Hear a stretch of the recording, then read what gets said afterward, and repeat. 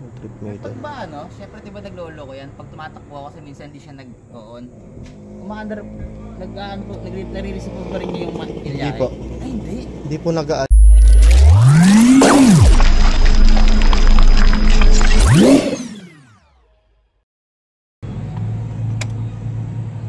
Pero pag napansin mo gumana to sir, gagana lahat.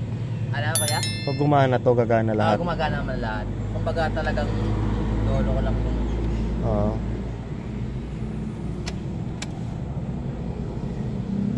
Ano nga pag nabilad sa araw, sobrang init. Oo, doon gagana. Yung nagno-normal na eh. Oo.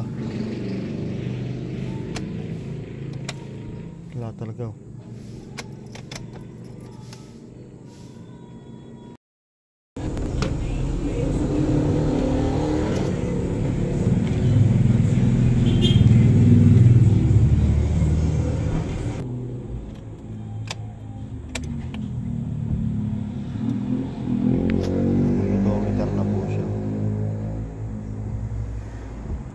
Trip mo ito. Pag ba ano, syempre diba naglolo ko yan, pag tumatakbo ako kasi minsan hindi siya nag-on.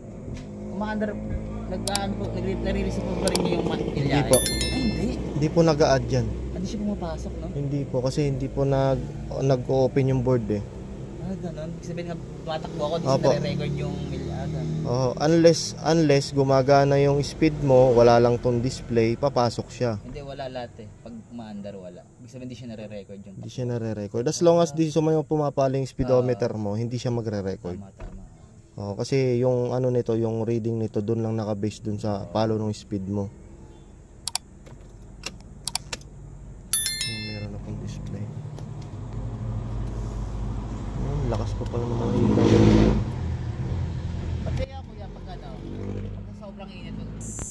kaya po sa mga time po na yun, makikita nyo po yun na nakapalo agad yung pointer pag on ng ignition switch. Yan po yung sinasabi natin na hindi dapat pwedeng i-fix yung agad yung pointer kasi po ika-calibrate pa natin yan yung sagad-sagaran yung palo. Kailangan po pag on naka 0-0 lahat.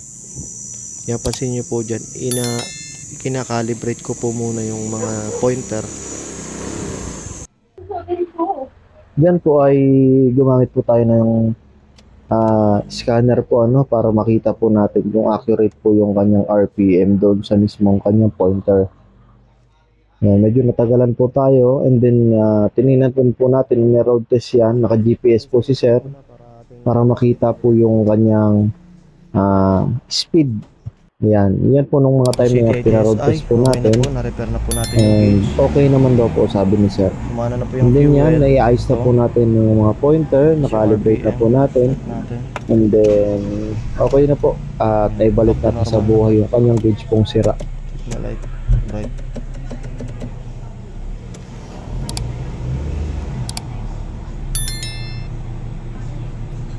Okay na. Dati pong delay lang. Dating nade-delay lang hanggang sa di na siya gumana. Oh, yun ang sakit nito.